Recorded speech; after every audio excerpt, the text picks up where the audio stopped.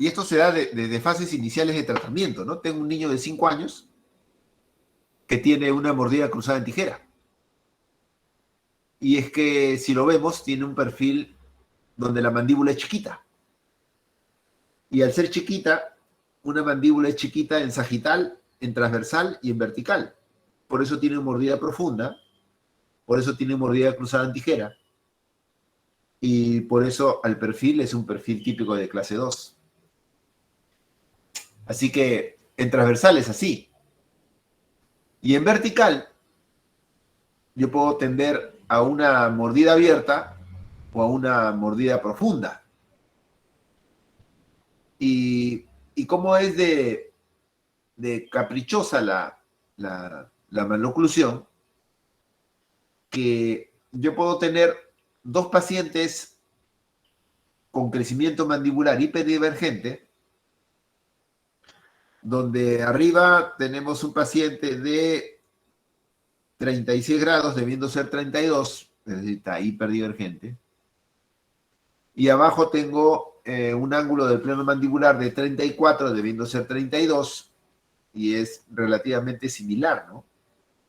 Entonces yo digo, ¿a qué tipo de maloclusión vertical corresponden estos pacientes? Ah, si yo tengo un crecimiento mandibular hiperdivergente,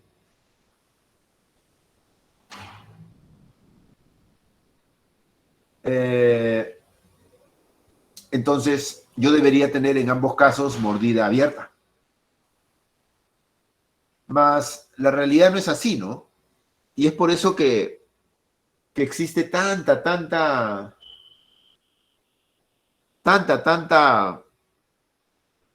eh,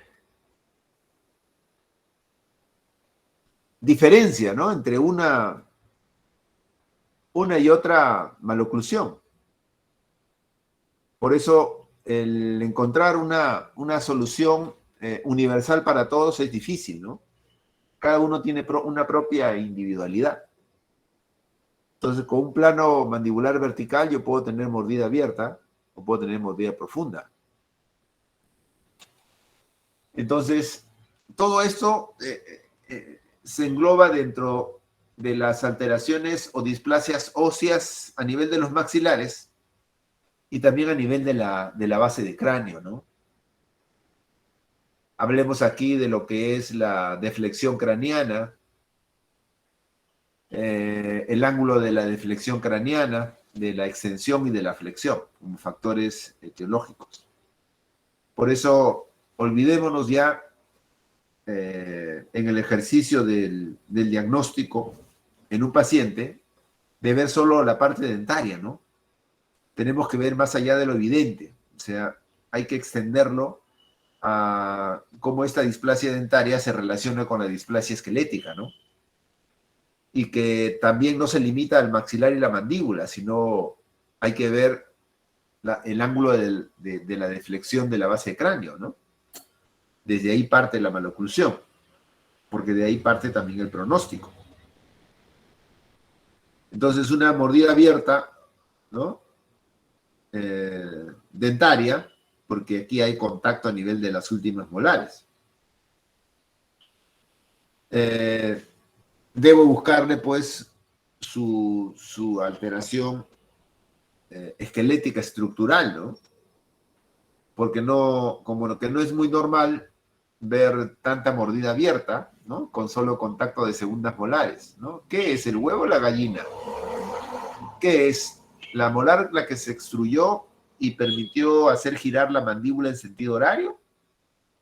¿O es que se ha desarrollado, pues, de otra manera, ¿no? Y esto, pues, correspondería a un paciente dólico facial, ¿no? En donde su sonrisa está comprometida, ¿no? Eh, y tiene una sonrisa envejecida, obviamente por el crecimiento vertical, ¿no? Entonces las maloclusiones parten desde la base de cráneo, pues, ¿no? Desde la base de cráneo. Y una flexión de la base de cráneo en el cuadro de la izquierda puede generar un cambio de posición de la mandíbula, ¿no? Y terminar en una clase 3.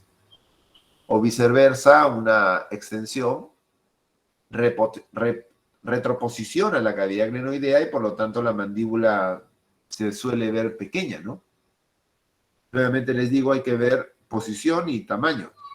¿Cómo vemos la posición? A través del análisis de contrapartes de Enlow, a través de la medición de la base de cráneo, ¿no?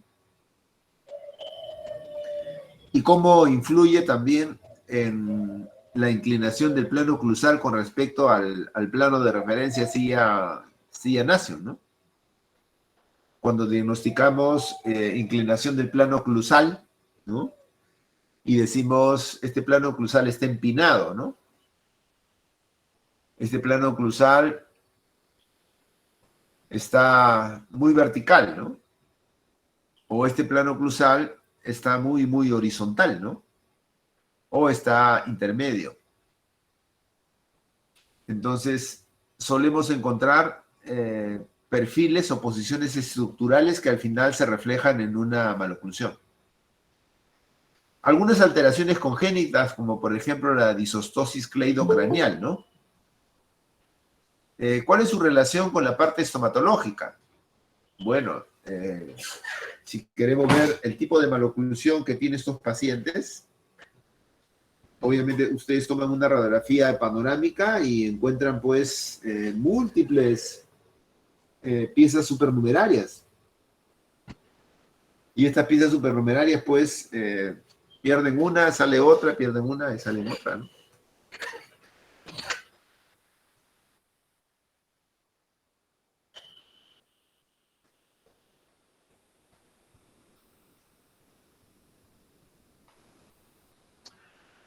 La etiología de las maloclusiones también tiene que ver con la alimentación, ¿no?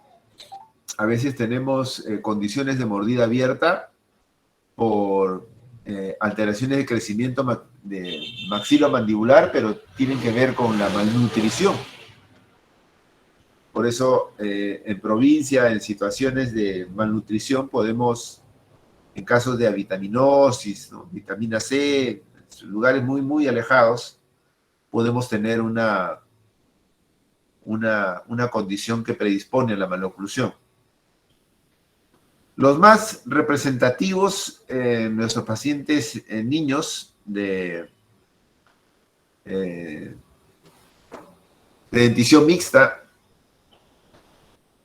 intermedia, son los hábitos, ¿no? Y los hábitos pueden ser muchos. Deglución atípica, succión del pulgar, succión del labio inferior, ¿no? Hábitos de postura, algunas otras alteraciones como la onicofagia, ¿no? La queilofagia, la glosofagia, ¿no?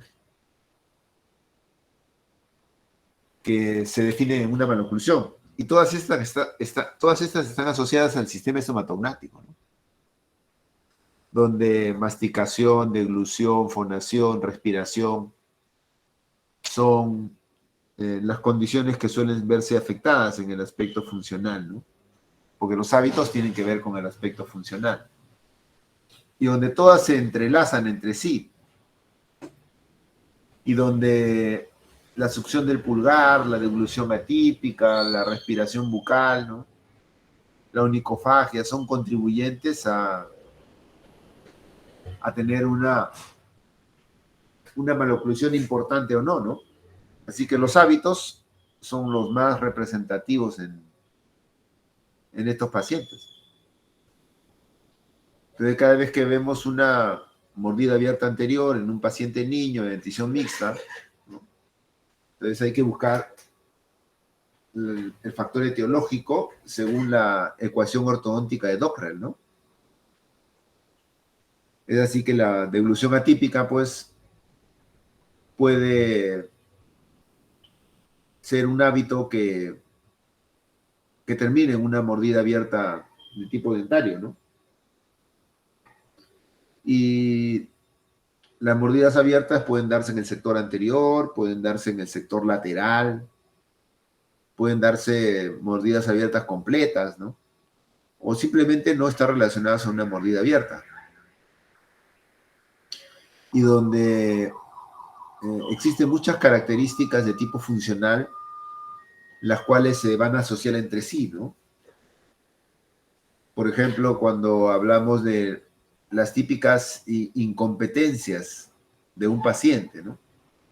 Que tienen que ver con la incompetencia labial, es decir, la falta de cierre labial, la incompetencia mandibular, no sostiene o mantiene la posición de la mandíbula en la distancia de reposo, ¿no? Y, y va más allá de los 2 milímetros, que es su promedio, ¿no? Y esta actividad muscular no condiciona, pues, a una correcta formación de los maxilares. Entonces, una deglución atípica puede tener un fondo etiológico enorme, miren. Puede ser ocasionada por una falta de maduración de la función de la deglución. Esto es, estamos hablando de un paciente que no ha podido dejar la deglución atípica, que es normal, pues, al inicio, ¿no? La deglución infantil, ustedes saben, se da con la lengua protruida. Eh, el uso de chupones, pues, sobre todo los que no son ortopédicos, los que no son, ¿no? Entonces, hay muchas causas que pueden generar una deglución atípica. Una hipertrofia de amígdalas, una hipertrofia de adenoides, por el clima que tenemos acá, mucha rinitis alérgica, ¿no? Engrosamiento de la mucosa, ¿no? O tener una macroglosia, pues, que no permite colocar a la lengua en función donde le corresponde, ¿no? Pero estos son hábitos que en el 70% de los casos desaparecen en la adultez, ¿no? Y esto tiene que ver con las conductas sociales de cada paciente, ¿no? Porque en su entorno, pues ya estar con hábitos como succión digital, pues como que no encaja, sobre todo en pacientes que ya han pasado esa época, ¿no? La respiración bucal puede también generar algunos aspectos de alteración estomatológica, como por ejemplo un arco atrésico y, y genera pues, o está generado justamente por la falta de matriz funcional que tiene la lengua y que pueda permitir formar adecuadamente el paladar, ¿no? Se hace ojival lo más alto porque invade parte del área de la respiración nasal, ¿no? Sus factores etiológicos, pues, son muchos en realidad. El típico representativo es el paciente de cara larga, ¿no? El paciente de fascia adenoidea, es el típico. Y acá están, pues, los pacientes con los 3 tipos de incompetencia que alguna vez habíamos encontrado definido, ¿no? La incompetencia labial, lingual y mandibular, que ustedes sabemos es típico de, de un paciente, pues, que lo hace por un hábito pernicioso, ¿no? Y por un hábito aprendido, pues, como parte de, de la predisposición o la etiología a la maloclusión. Son usualmente pacientes hipotónicos, laxos, de manera general, ¿eh? No solo del temporal, pterigoideo interno, sino hablamos del aspecto de índole general, ¿no? Esa respiración bucal también genera, pues, la tendencia a un labio superior corto, ¿no? Un labio inferior grueso y evertido, con el ángulo mentolabial muy grande, ¿no? Así que esos condicionantes que solemos encontrar tienen que siempre verse desde el punto de vista no solo estructural, sino funcional. Por eso, en una radiografía, una de las cosas que podemos observar y debemos observar es como un biotipo, ¿no? Como un biotipo facial con crecimiento mandibular hiperdivergente puede tener una tendencia a obstrucción de la vía aérea superior, específicamente de la nasofaringe, y generar todo este círculo vicioso que representa la alteración de la función y después de la función, alteración del crecimiento maxilomandibular, ¿no? Establecido fácilmente en lo que conocemos como un paciente adenoideo, ¿no? Así que este factor etiológico tiene que estar definido. Nuestras presentaciones que tengamos de los casos clínicos nos preguntaremos a nosotros mismos, ¿no? ¿Y cuál consideras que ha sido el factor etiológico de esta maloclusión que estás mostrando? ¿Ha sido un factor etiológico esquelético, ¿no? ¿Ha sido dentario o ha sido funcional, ¿no?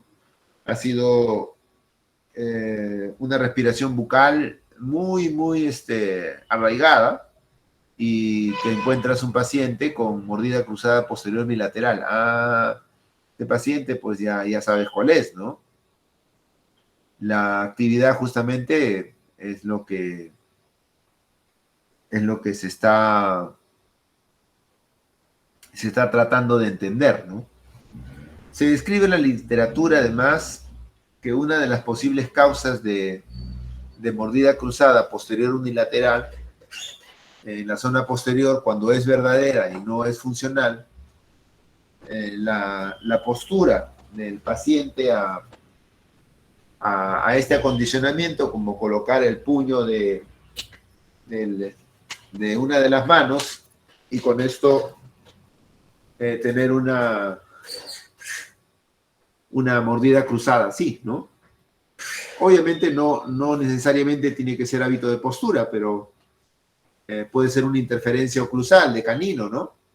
Pero es importante siempre tenerlo en cuenta porque a veces las maloclusiones suelen ser también, así como frecuentes, suelen ser también muy raras, ¿no?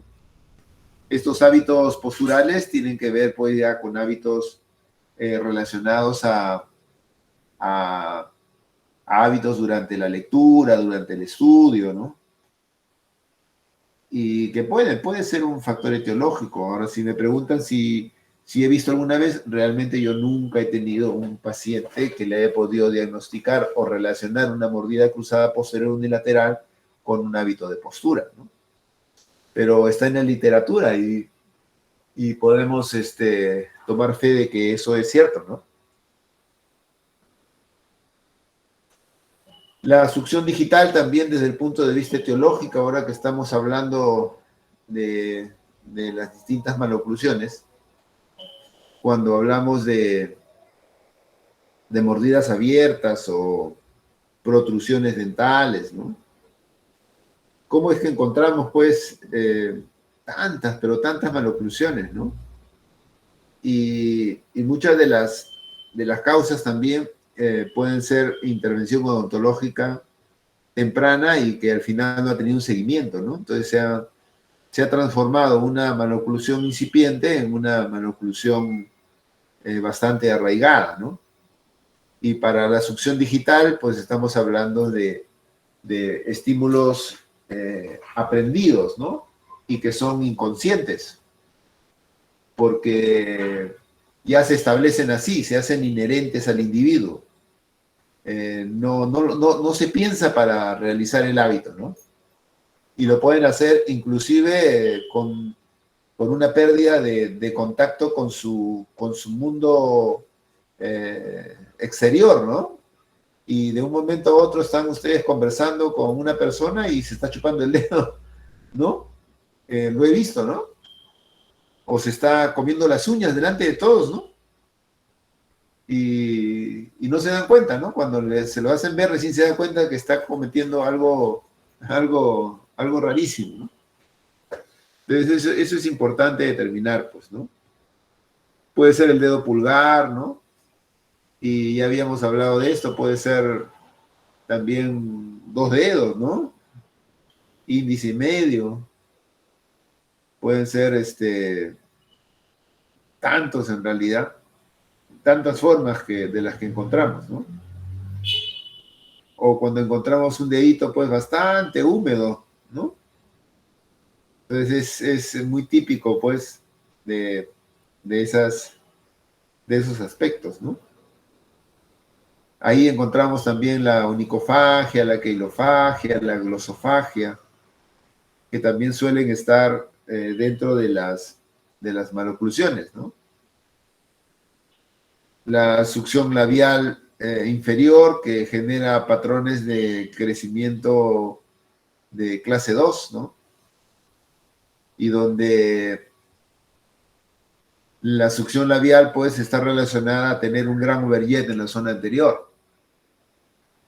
Obviamente la succión del labio inferior también puede producir laceraciones en los labios, en la semimucosa, puede inclusive hasta estar relacionados a Candida albicans algunas veces, ¿no? Pueden estar relacionados también a una queilofagia y desarrollar un mucocele. Y este mucocele pues está reportado también, que tiene que ver con mordedura o casual o intencionada, ¿no? Le decía que puede también estar relacionado a lo que es algún tipo de alteración fúngica, ¿no? Así que a tener cuidado con este tipo de IMPA, ¿no? Un IMPA lingual y, y un incisivo superior muy vestibular, ¿no? Ya sabemos que estos tipos de alteraciones suelen tratarse con aparatos, en este caso como un lip bumper, ¿no? Ahora, así como existen factores generales bien definidos dentro de las maloclusiones, también vamos a tener factores locales o intrínsecos, donde acá está también todo aquello que hace tan enriquecedora una maloclusión, ¿no? Yo puedo tener unos dientes supernumerarios, o puedo tener agenesia dental, ¿no? O puedo tener alteraciones de forma, ¿no? Cuando tenemos esos incisivos superiores en forma de pala mecánica. Es decir, tienen no una morfología delgada, sino parecen unas cucharitas o unas cucharas bien grandes, ¿no? Entonces, todas estas alteraciones ya típicas dentales, ¿no? Locales, que no solo son los dientes, sino también los frenillos labiales, frenillos linguales, todo lo que son o corresponde a las alteraciones de la erupción dentaria, donde tenemos la anquilosis, tenemos los dientes retenidos, ¿no? Dientes ectópicos, son parte de, todo aquello que encontramos, ¿no? Es infinito en realidad. O sea, ¿por qué no se hace eh, tan popular la prevención en ortodoncia, ¿no? Porque por un lado la maloclusión nos saca la vuelta y se establece, ¿no? Fuera de que no tenemos, o nuestras familias o las personas no tienen una cultura preventiva, ¿no? Además que tener una maloclusión no tiene mucho que ver con el riesgo a una enfermedad grave, ¿no? Yo puedo vivir y convivir con una maloclusión toda mi vida, ¿no? Sin embargo, algunas veces eso genera un deterioro, pues, como tener un apiñamiento severo anterior inferior y empieza una enfermedad periodontal o enfermedades del periodonto, ¿no?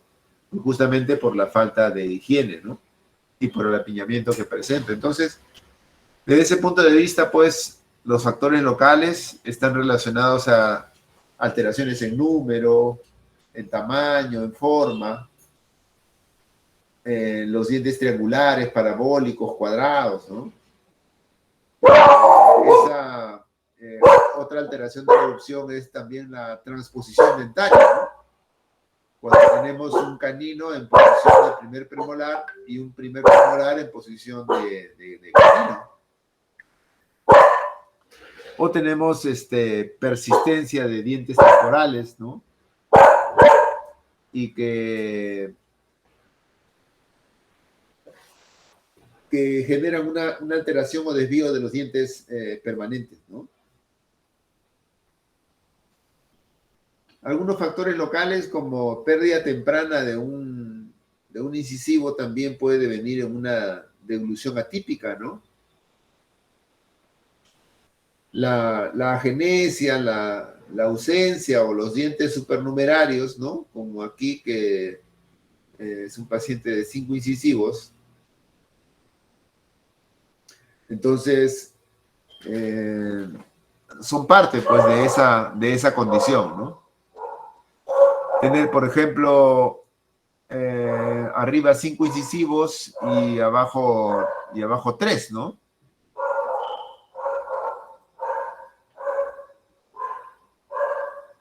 Una, dos, tres, cuatro, 5 incisivos, ¿no? Parecen 3 centrales. Y obviamente, pues, por el tipo de oclusión que tiene, que a pesar de tener 3 incisivos inferiores, no tiene una mordida cruzada anterior evidente, ¿no? Esta es otra fusión o geminación, no se sabe, no tenemos una vista radiográfica, ¿no? O hay dientes así como este incisivo superior, ¿no? Que tiene, miren, tiene acá como una excrescencia. ¿Yo cómo podré obtener una sobremordida aquí? No puedo obtener una sobremordida. Yo puedo también, a su vez, tener pérdidas prematuras por caries dental, ¿no? O por traumatismo, ¿no? Yo puedo tener dientes sumergidos o falta de espacio para la segunda premolar aquí, por una gran mesialización de la molar por pérdida prematura, pues, de esta molar, ¿no? Aunque también pueden ser hallazgos en algún momento clínicos donde ustedes ven clínicamente y no ven nada, pues, ¿no? Ven clínicamente y no ven nada. Entonces, estas retenciones aquí, pues, también son importantes para tenerlas en cuenta dentro de ese grupo de maloclusiones, ¿no? Entonces, terminar así en esto, miren, tener una pieza dentaria con anquilosis, toda se ha sumergido, toda ha seguido creciendo, pero acá no. Y ante este espacio, la pregunta sería, bueno, y ahora, ¿cuál sería la solución, no? O disalizamos la molar y creamos el espacio, ¿no? O hacemos la exodoncia así, ¿no? Aunque hacerla así, pues, realmente resulta ser muy difícil para el cirujano también, ¿no? Y son piezas dentarias, sobre todo la premolar, que están en proceso formativo, ¿no? Ya hemos hablado también de el concepto de discrepancia posterior, ¿no? Es decir, la falta de espacio para las eh, molares en el sector posterior y cómo esto puede influir en, en definitiva lo que sería la inclinación del plano oclusal, ¿no? Entonces, estas matrices funcionales, donde tenemos acá el germen de la molar de los 6 años, más arriba el germen de la molar de los 12 y más arriba el de los 18, ¿no? Y ese es tu círculo de erupción.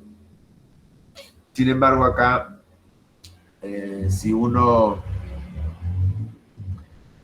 habla de lo que en inglés se llama el squeezing out, ¿no? Es decir, un estrujamiento, es decir, un apiñamiento de los gérmenes de las molares, ¿no? Entonces, cualquier empuje por falta de espacio puede generar extrusión de una molar y con ello un cambio del plano oclusal en este sentido que podría ser horario o podría ser antihorario. Entonces, la configuración del plano oclusal va a estar directamente relacionada a una discrepancia posterior. Y donde el efecto de discrepancia posterior produce erupción excesiva de las molares, inclinación mesial marcada de los dientes posteriores, ¿no? Y que van a terminar en una posible maloclusión, es decir, generar una mordida abierta, ¿no? En resumen, los factores generales y factores locales son esa condición etiológica importante que debemos de tener presente, ¿no? El libro de referencia para todo esto es el libro de Flavio Bellini, ¿no? Donde ahí tenemos mucha más información, ¿no? sobre ello, ¿no? ¿Alguna pregunta si tuvieran, por favor?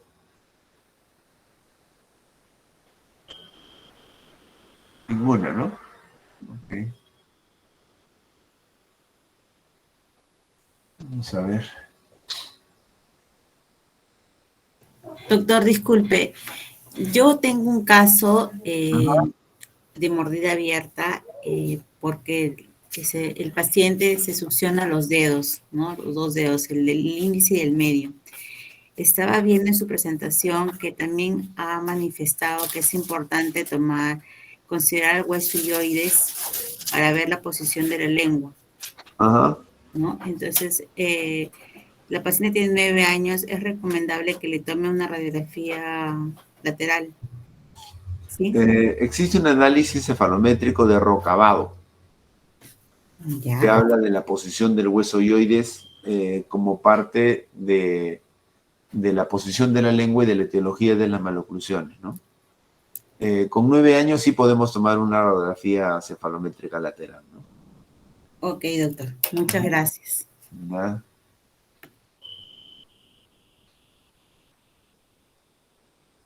A ver.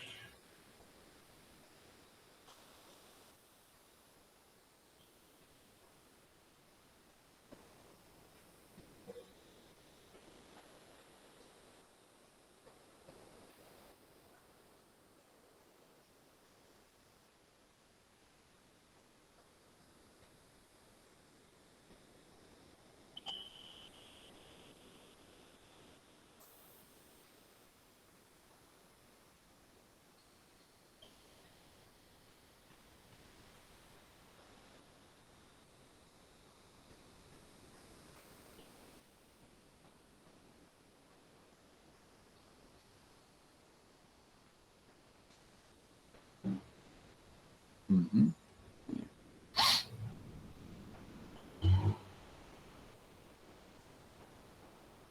A ver, un momentito.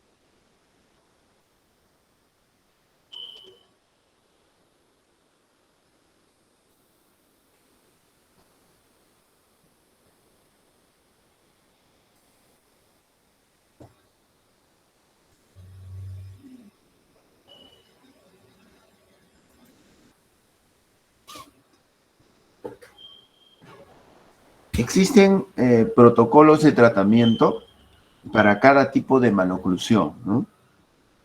En general, cuando voy a resolver un problema de clase 2, se dice, voy a trabajar una mecánica de clase 2. Cuando voy a trabajar pacientes de clase 3, vamos a trabajar con la mecánica de clase 3, ¿no? ¿Qué diferencia hay entre trabajar un paciente de clase 2 y un paciente de clase 3? Muchas en realidad, ¿no? Trabajar un paciente de clase 2, por ejemplo, hablando de elásticos intermaxilares, los elásticos intermaxilares está prohibido utilizarlos en alambres redondos. Solo se deben utilizar cuando se tiene alambres rectangulares. Entonces, eso genera una diferencia con respecto a clase 3, porque el manejo de un paciente de clase 3 permite utilizar elásticos intermaxilares desde fases iniciales de tratamiento, ¿no? Entonces, cuando hablamos de protocolos, hablamos de una hoja de ruta, ¿no? De una forma de tratar, cosas que podemos hacer y cosas que no podemos hacer. Es más, cuando trabajamos protocolos para tratamiento de clase 2, trabajamos protocolos de pacientes sin crecimiento y pacientes con crecimiento. Y el tratamiento será distinto, inclusive para tratar una clase 2 que para tratar una clase 3, ¿no? Porque para tratar una clase 3, la curva de crecimiento puberal me queda, pero excelente, ¿no? Sin embargo, estas diferencias constituyen parte de ese protocolo. Cuando tratamos maloclusiones con problemas transversales, ¿no? Cuando le coloco un cuadrihelix, por ejemplo, o cuando coloco un bihelix en la arcada mandibular. ¿Y por qué no le coloco una placa con tornillo removible? ¿Y por qué no utilizo un disyuntor, ¿no? Un Hyrax o un Haas? Todo eso tiene que ver con una hoja de ruta, ¿no? Y es que existen diferencias maxilares transversales, ¿no? Y esto pueden crear una inclusive percepción clínica inadecuada, ¿no? Para lo que el paciente ve y su entorno también. Porque cuando un paciente tiene una mordida cruzada posterior bilateral, como que su boca es pequeñita, ¿no? Y su ancho bucal también es pequeño, ¿no? Entonces hay una especie de correlación entre tejidos blandos y tejidos duros. Entonces, si yo tengo una atresia maxilar, yo me sigo preguntando, pues, ¿esta atresia maxilar es algo exclusivo de la clase 2? ¿Esta atresia maxilar es algo exclusivo de la clase 1? ¿O esta atresia maxilar es exclusivo de una clase 3? Y para que vean, yo puedo tener una mordida cruzada posterior bilateral y esa maloclusión puede estar en una clase 1, puede estar en una clase 2 y también puede estar en una clase 3.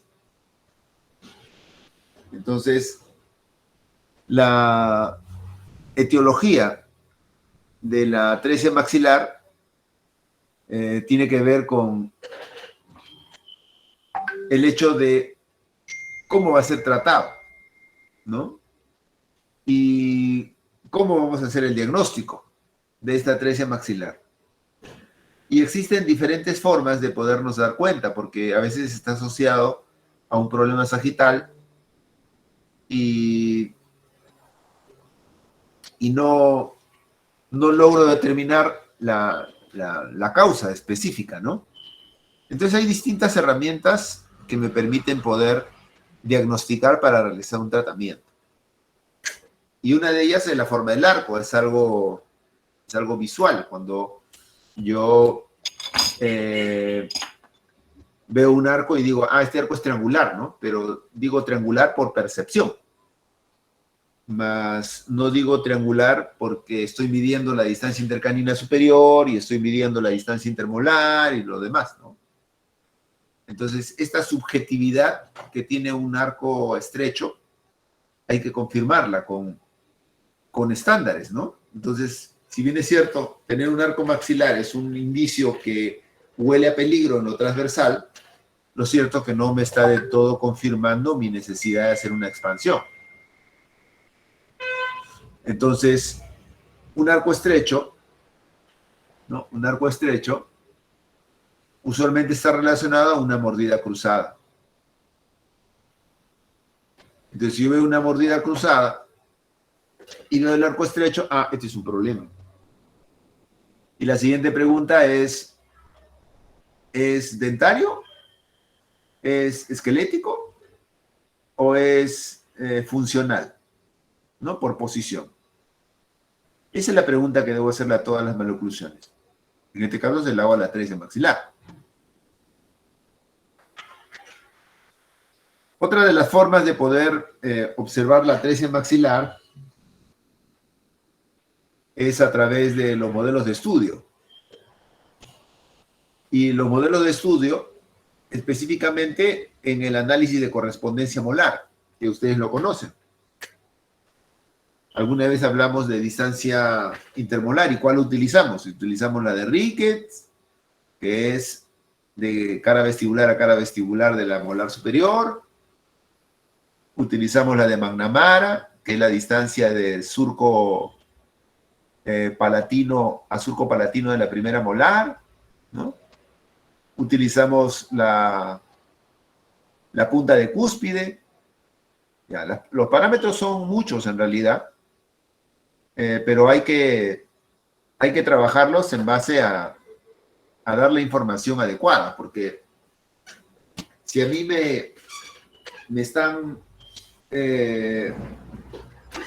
brindando la posibilidad de diagnosticar una atresia maxilar, yo necesito saber si el maxilar en su ancho y la mandíbula en su ancho son iguales.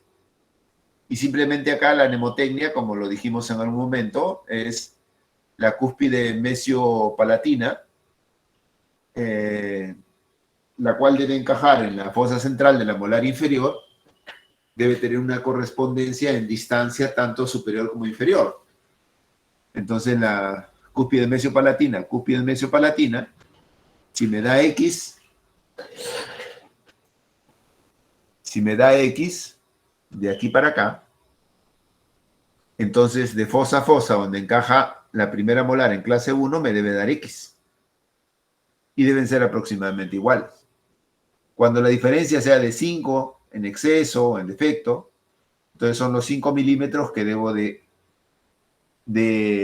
considerar para hacer esta expansión o esta disyunción, ¿no? Entonces estos valores referenciales son importantes ¿para qué? Para el tratamiento. Eso me da mucha ayuda en ese sentido. Pero las radiografías también han sido utilizadas para ver esta correspondencia entre lo dentario, que es lo que acabamos de ver en modelos, y lo basal, que es la radiografía posterior-anterior. Y en el análisis posterior-anterior del doctor Ricketts, en otras palabras, en el análisis frontal de Ricketts, vamos a encontrar un valor importante, que es el valor de discrepancia transversal maxilomandibular. Obviamente él lo publicó para raza caucásica, y en donde el ancho maxilar iba de punto J, que está aquí, a punto J, que está aquí. Y donde el ancho maxilar será, por ejemplo, para 14 años, 65 milímetros. Y de punto J a punto J, esto debe compararse con la distancia de antigonio en antigonio. antigonio, antigonio. A ver, lo vemos en este gráfico. Este es el punto J, este es el punto J. Este es el punto antigonio y este es el punto antigonio. Se dice que la diferencia lineal entre estos dos valores debe ser, según la tabla, para 14 años, 18 milímetros. Es decir, que la anchura mandibular es 18 milímetros más grande que la anchura maxilar. Pero en realidad son correspondientes. O sea, si bien es cierto, miden diferente, pero son correspondientes. Porque cuando la distancia es menor a 18, entonces yo voy a tener mayor deficiencia transversal,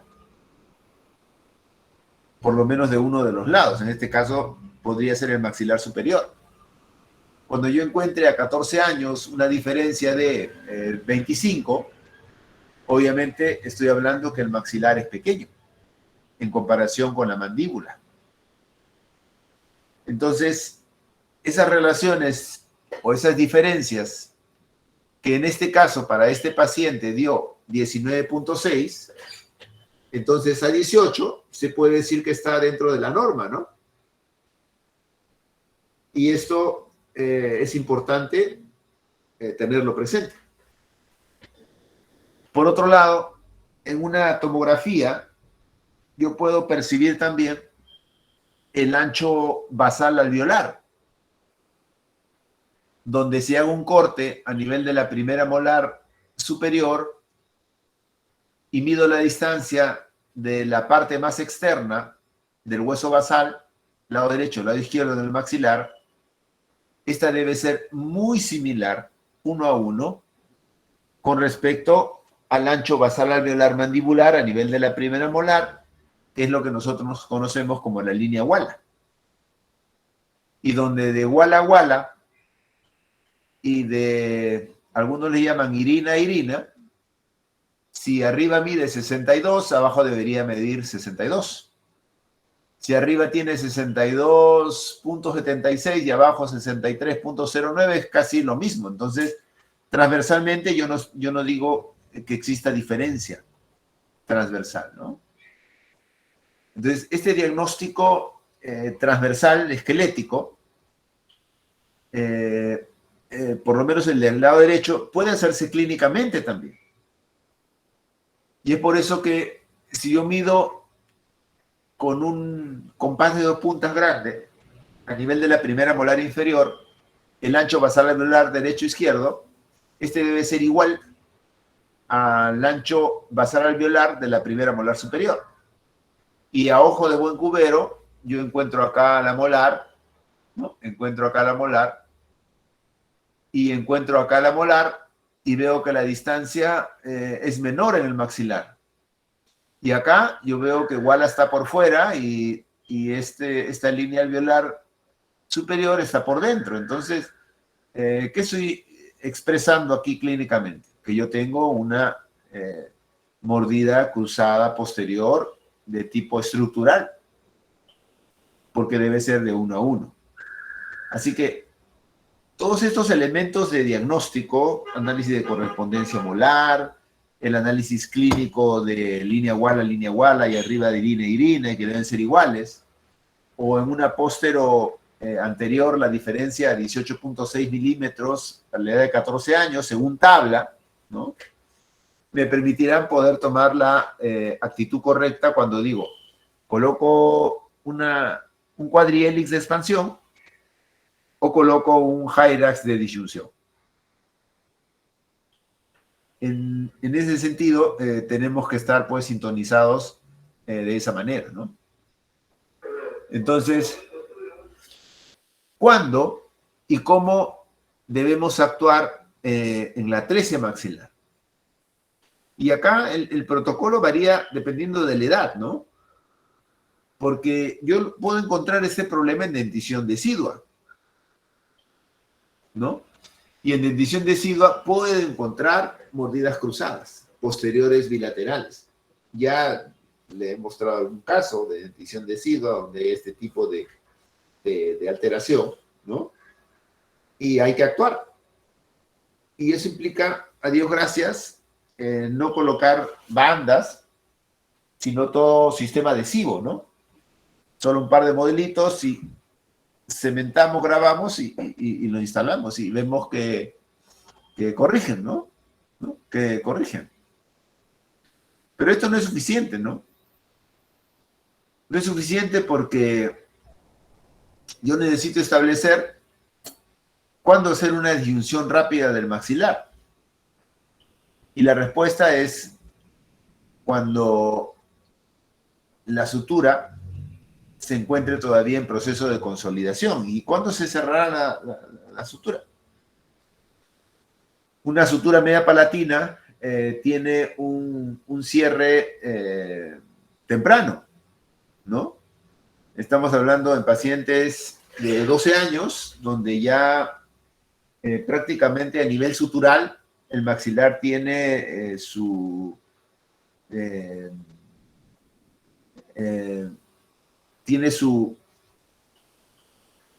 como sus valores medios, ¿no? Y un procedimiento de disyunción si el problema es esqueletal o de expansión si el problema es dentro alveolar, ¿no? Entonces, cada fase de tratamiento será distinta. Yo puedo hacerlo con una placa con tornillo, ¿no? O con un aparato adhesivo, ¿no? En adultos, usualmente sigue dos caminos, ¿no? Y estamos hablando de adultos cuando hablamos de pacientes ya por encima de los 20 años, donde el tratamiento puede ser un MARPE, ¿no? Con anclaje esquelético, o yendo más allá, a nivel de cirujano, una disyunción quirúrgicamente asistida, ¿no? Que al final es un procedimiento bastante largo, ¿no? Entonces, ¿existen tipos de expansión? Sí, dependiendo si es expansión o de disyunción. En este caso de expansión, estamos hablando el uso de un arco de Porter o el uso de un cuadrihelix. Y esto vendría a ser una expansión lenta asociada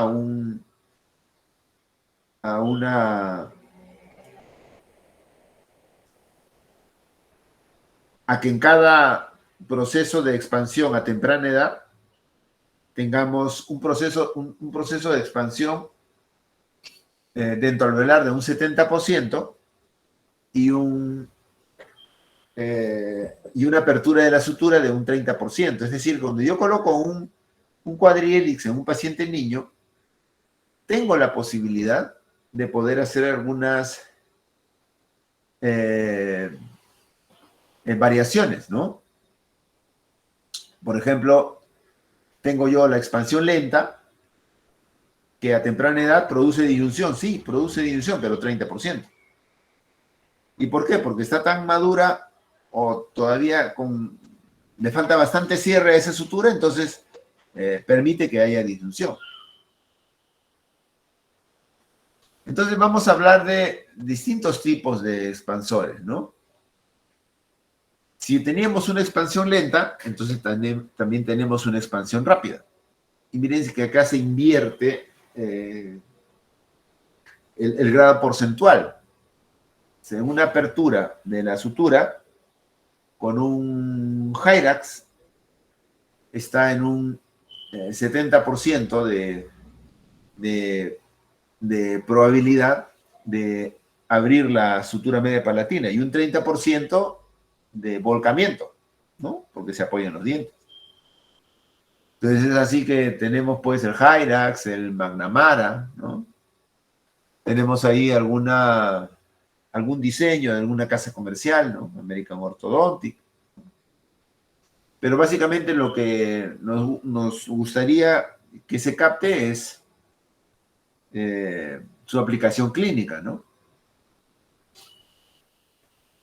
Cuando se va a hacer, pues, una disyunción, existen más de 100 protocolos de expansión.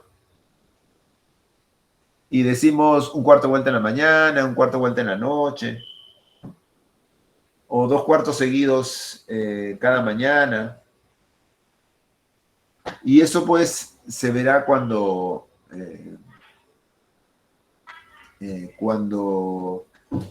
se haga el diagnóstico y se vea lo que realmente uno necesita o el paciente necesita.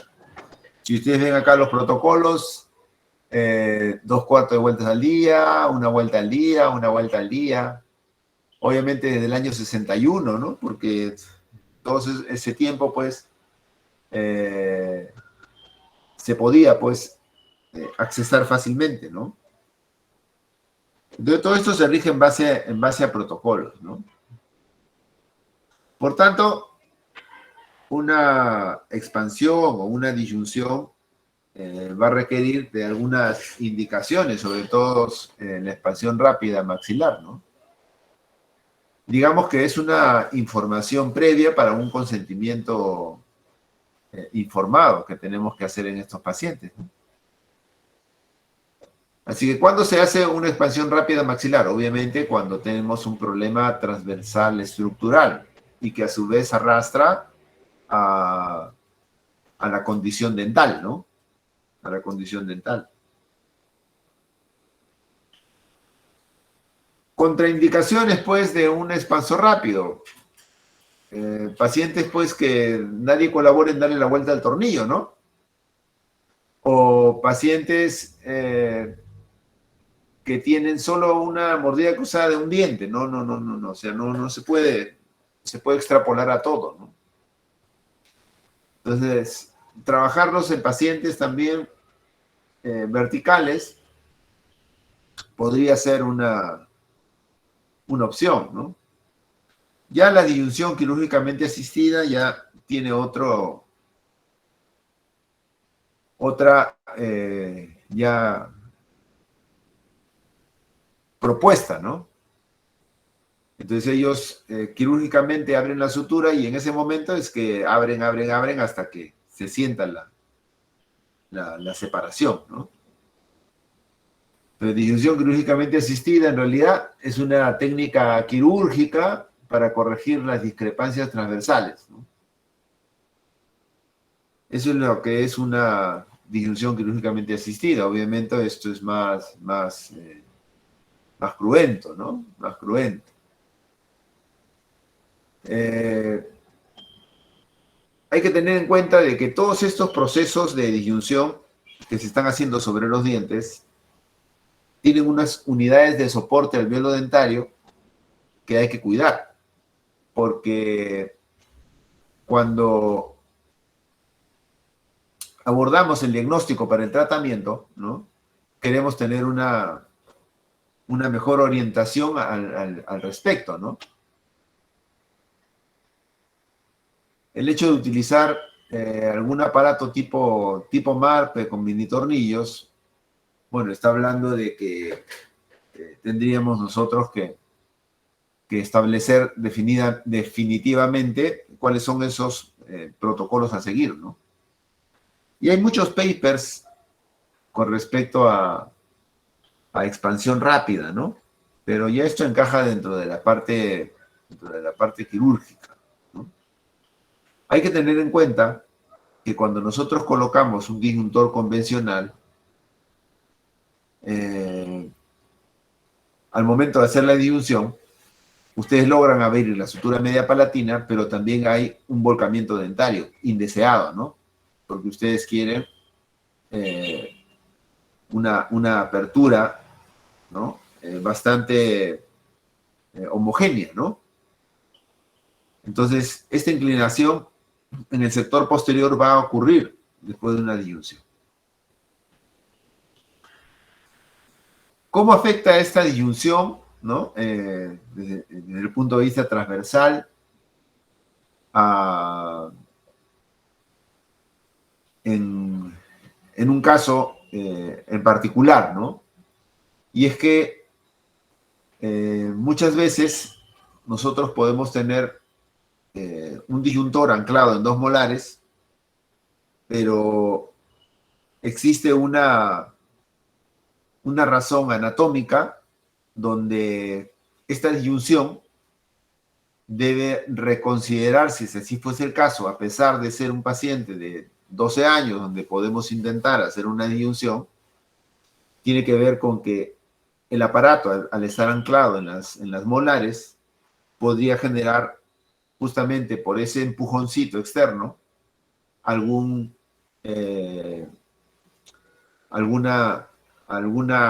condición de fenestración, ¿no? Que pudiese existir. Es decir, en este artículo reportado, por ejemplo, donde este paciente que tiene una mordida cruzada posterior unilateral se somete como parte de su tratamiento a una disyunción, ¿no? Para ello a la paciente se le tomó una tomografía con BIM al inicio y una tomografía con BIM al final. Obviamente hay planes de tratamiento y un plan de tratamiento que es la expansión rápida maxilar, ¿no?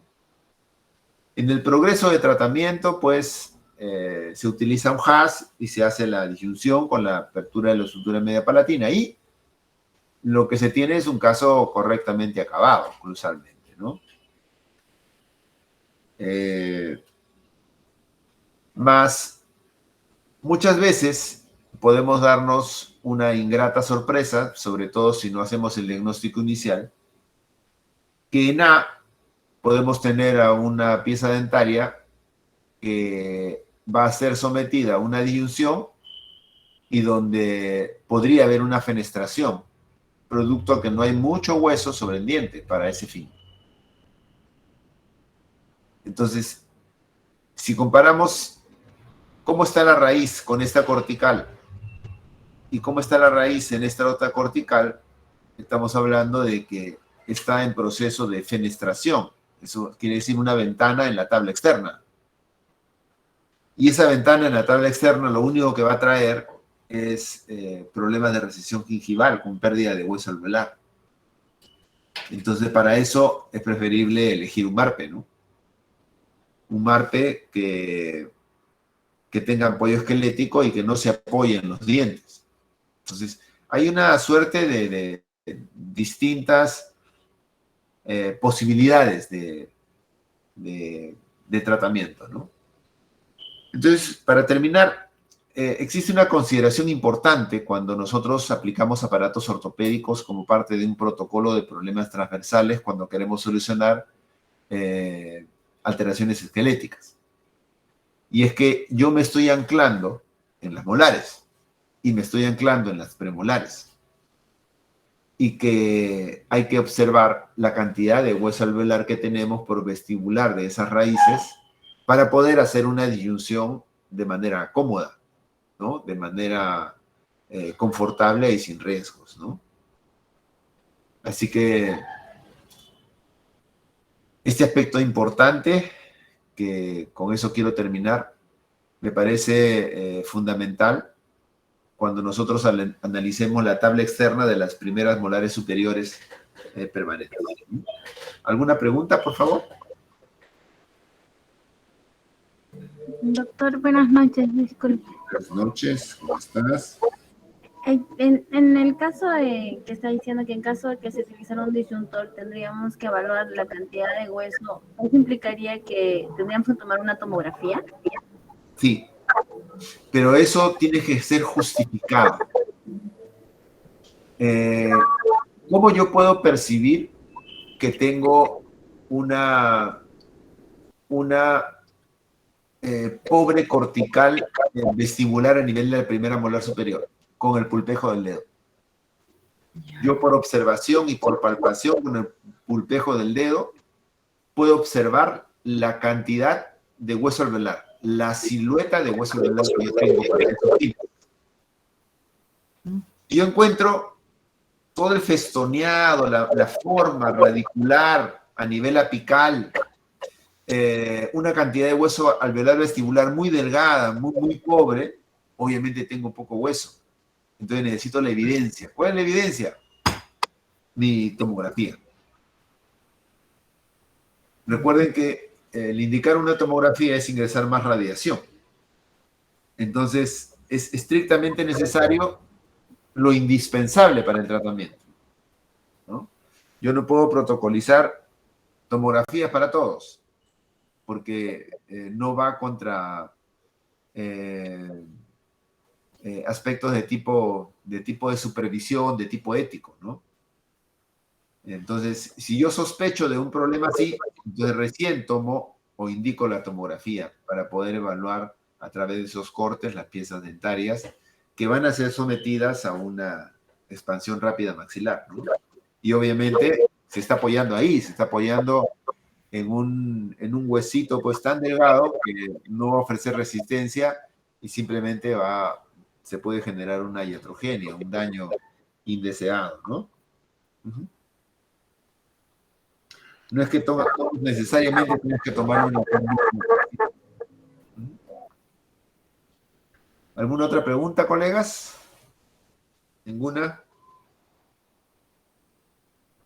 Bueno, el día de mañana me están informando de que hay construcciones que están arreglando, mucho ruido, no lo sé, y que existía la posibilidad de solicitar un ambiente que no sea cercano a donde estamos,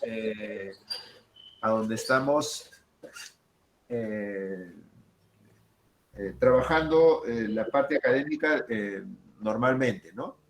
Entonces habíamos pensado en extender un poco más nuestra actividad académica casi hasta las 2 de la tarde para poder después a las 5, ¿ya? Entonces tenemos una actividad en la mañana.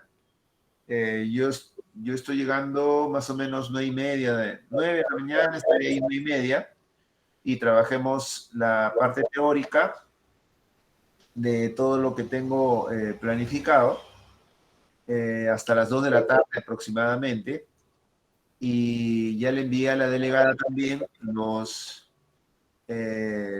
materiales que necesitamos para el día de mañana en nuestra práctica de confección. Tienen que llevar también su aparato de Esmer terminado, porque poco a poco vamos a ir incorporando también, tenemos que hacer un cuadrihelix fijo y un cuadrihelix removible, ¿no? Ya también envié los materiales y tenemos que avanzar el simulador en técnica estándar y el simulador en técnica MBT, ¿no? Así que eso trabajaremos mañana, ¿no? Mañana viernes, en la mañana hasta las 2 de la tarde o 2:30, y en la tarde iniciamos como a las 5 de la tarde hasta la noche, ¿ya? ¿Alguna pregunta, por favor? ¿Ninguna? Ok. Si no hay ninguna pregunta, entonces, colegas, nos vemos el día de mañana. Muchas gracias por tu atención y que tengan buenas noches. Doctor, una consultita. Gracias. Mañana en la noche más o menos hasta qué hora será. Nos podemos quedar hasta tarde, no tengo ningún inconveniente, ¿ya? De 5 a 9, de 5 a 9 podemos quedar, ¿sí? Mañana había la posibilidad de llevar pacientes en la tarde, ¿verdad? Depende, yo no sé cómo están los ambientes, depende, porque si tenemos la posibilidad de